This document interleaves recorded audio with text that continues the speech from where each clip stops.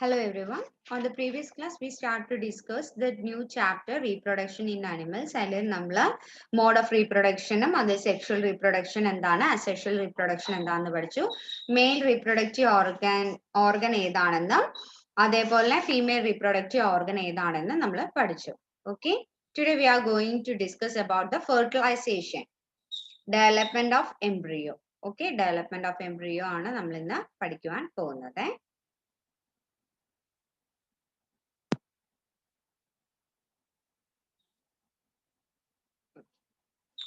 The development of embryo fertilization results in the formation of zygote, which begins to develop into an embryo.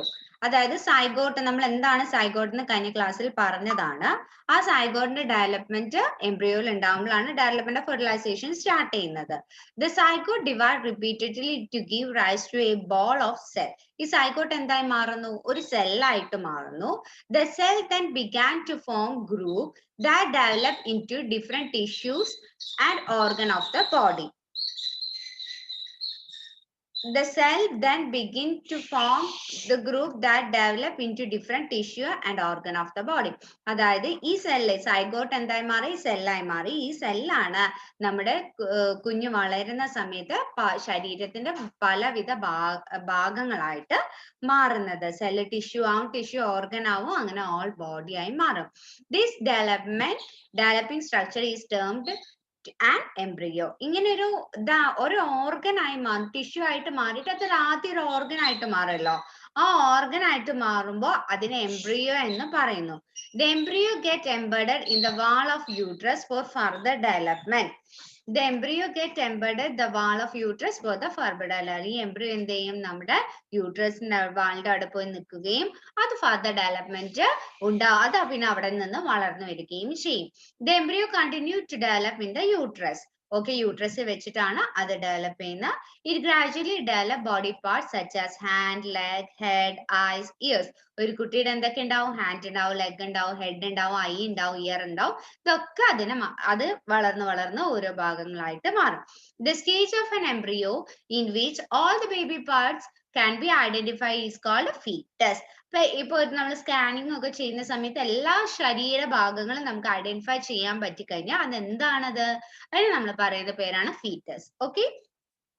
When the development of the fetus is complete, the mother give birth to the baby. അപ്പൊ ആ ഫീറ്റസും ആയിക്കഴിഞ്ഞാൽ പിന്നെ അതിനൊരു കുറച്ചും കൂടെ അതിന്റെ വലുപ്പം വെക്കുവാൻ തുടങ്ങും. കുഞ്ഞ് വെയിറ്റ് ഒക്കെ വെക്കുവാൻ തുടങ്ങും. ആ വെയിറ്റ് ഒക്കെ വെച്ച് കഴിയുമ്പോൾ നിയർലി ടു 10 months ആവുന്ന സമയത്ത് കുഞ്ഞ് ബർത്ത് സംഭവിക്കും. ഓക്കെ, അതിന്റെ ഒരു ചിത്രമാണ് ഇത് നമ്മൾ പറയുന്നത്.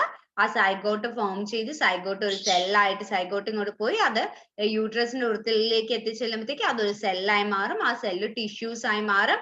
ആ ടിഷ്യൂസിൽ നിന്നാണ് നമ്മുടെ ഓരോ ഓർഗൻ ഉണ്ടായിട്ട് ഒരു കുഞ്ഞ് ഡെവലപ്മെന്റ് ഉണ്ടാവുന്നത്.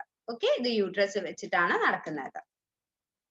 Internal fertilization take place in hen also. Hennilum internal fertilization നടക്കുന്നുണ്ട്.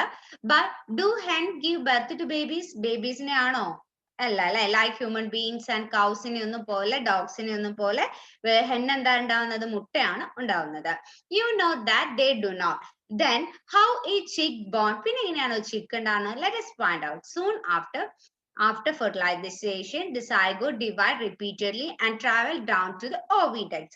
ആ സൈഗോട്ട് ഫോം ചെയ്തില്ലേ? ആ സൈഗോട്ട് ഓവിഡക്ട്സിന്റെ അവിടേക്ക് പോവുകയും as it travel down, അത് താഴേക്ക് ട്രാവൽ ചെയ്യുന്നത് കൊണ്ട് many protective layers are formed around it. അതിങ്ങനെ ആ സൈഗോട്ട് ഫോം ചെയ്ത് അതിന്റെ ചുറ്റും ഒരുപാട് ലേയേഴ്സ് ഉണ്ടാവുന്നു.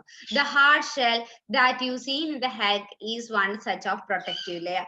അതിങ്ങനെ പാസ് ചെയ്ത് പോകുന്ന സമയത്ത് ഓവിഡക്റ്റിലൂടെ പാസ് ചെയ്ത് പോകുമ്പോൾ അതിന്റെ ചുറ്റും ഉണ്ടാവുന്ന പല ലെയേഴ്സ് ഉണ്ട്. അതിലൊരു ലെയർ ആണ് നമ്മൾ പുറത്തേക്ക് വരുമ്പോൾ കാണുന്ന ആ ഒരു hard shell. After the hard shell is formed around the developing embryo, then hen finally laid the egg. ആ ഒരു എംബ്രിയോ ഉണ്ടായി കഴിയുന്ന സമയത്ത് ഹാർഡ് ഷെൽ ഫോം ചെയ്ത് കഴിഞ്ഞാൽ അത് എന്ത് ചെയ്യാം? അത് മുട്ടയിടാം. The embryo take about 3 weeks to develop into a chick. ആ 3 ആഴ്ച കഴിഞ്ഞാൽ മാത്രമേ അത് എന്തുണ്ടാവുള്ളൂ? 21 days എന്നാണ് നമ്മൾ പറയാറല്ലേ. 29 days കഴിയുമ്പോൾ ആ മുട്ട പൊട്ടിയിട്ട് കുഞ്ഞുണ്ടാവും. You must see the hen sitting in the lay to provide sufficient warmth. അതായത് കുറച്ച് ചൂട് കിട്ടണം ഇത് വിരിയണമെങ്കിൽ. അപ്പൊ മുട്ടയുടെ മേലെ ആര് കയറിയിരിക്കും? ഹെന്ന് കയറിയിരിക്കും. Did you know that the development of chick take place inside the egg shell during the period after the chick is completely developed? It bursts upon the egg shell. അതിൻ്റെ ഉള്ളിൽ embryo full development ആയി കഴിഞ്ഞ് കഴിയുമ്പോൾ കൊക്ക് ഇങ്ങനെ shell പൊട്ടിയിട്ട് കുട്ടി പുറത്തേക്ക് വരും. In animal which undergo external fertilization develop on the embryo take place outside the female body. The embryo continue to grow within the egg with the egg covering. After the embryo develop, the egg hatch. You must see numerous tadpoles swimming in pond and stream. നമ്മൾ കഴിഞ്ഞ ക്ലാസ്സിൽ പറഞ്ഞതാണ് അല്ലേ? Tadpole എങ്ങനെയാണ് external fertilisation ആണ് നടക്കുന്നതെന്ന് നമ്മൾ പറഞ്ഞു. അതെങ്ങനെയാണ് നടക്കുന്നത് എന്നുള്ള കാര്യമാണ് നമ്മളിപ്പോൾ കണ്ടത്. ഓക്കെ, ഇത് നമ്മുടെ യൂട്രസിനകത്ത് ബേബി ഡെവലപ്മെന്റിന്റെ ഒരു പിക്ചർ ഉണ്ടായിരുന്നു അല്ലെ? അതാണ് ഇത്. ഓക്കെ, ഇനി വിവിപാരസ് ആൻഡ് ഓവിപാരസ് എന്ന് പറഞ്ഞാൽ എന്താണെന്ന് നോക്കാം. We learned that some animals give birth to young ones while some animals lay egg which later develop into young ones. നമ്മളിപ്പോ പഠിച്ചില്ലേ, ചിലവര് ബർത്ത് തന്നെ ചെയ്യും, ചിലവർ എന്ത് ചെയ്യും, മുട്ടയിട്ടതിന് ശേഷം അത് വിരിക്കുകയാണ് ചെയ്യുക. The animal give birth to young ones are called viviparous. അതായത് കുട്ടികളെ പ്രസവിക്കുന്നവർ നമ്മൾ viviparous എന്നും, those animals which lay egg are called oviparous എന്നുമാണ് പറയുന്നത്. The following activity will help to understand better and differentiate the between viviparous and oviparous. അടുത്ത activity എന്ന് പറയുന്നത് അത് തമ്മിൽ ഡിഫറൻഷിയേഷൻ കാണിക്കുന്ന ഒരു ആക്ടിവിറ്റിയാണ്. ആ ആക്ടിവിറ്റി എന്താണെന്ന് നമുക്കൊന്ന് നോക്കാം. Try to observe the egg of the following organism: frog, lizard, butterfly, moth, hen, crow and any other birds in the egg ഒക്കെ നിങ്ങൾ കണ്ടിട്ടുണ്ടാവും. Were you able to observe egg all of them? Make drawing of the egg you have been observed. നിങ്ങൾ കണ്ടിട്ടുള്ള egg ഒക്കെ ഒന്ന് വരച്ചു നോക്കാൻ ശ്രമിക്കുക. The egg of few animals are easy to observe because their mothers lay them outside their bodies. അത് എന്തുകൊണ്ടാണ് നമുക്ക് കാണാൻ സാധിക്കുന്നത്? എന്താ ബേർഡ്സ് ആണെങ്കിലും ലിസാർഡ് ആണെങ്കിലും പല്ലി ആണെങ്കിലും ഇതൊക്കെ എന്താ പുറത്താണ് മുട്ടയിടുന്നത്. അതുകൊണ്ടാണ് നമുക്ക് അതിനെ കാണാൻ പറ്റുന്നത്. These are the example of oviparous animals. But you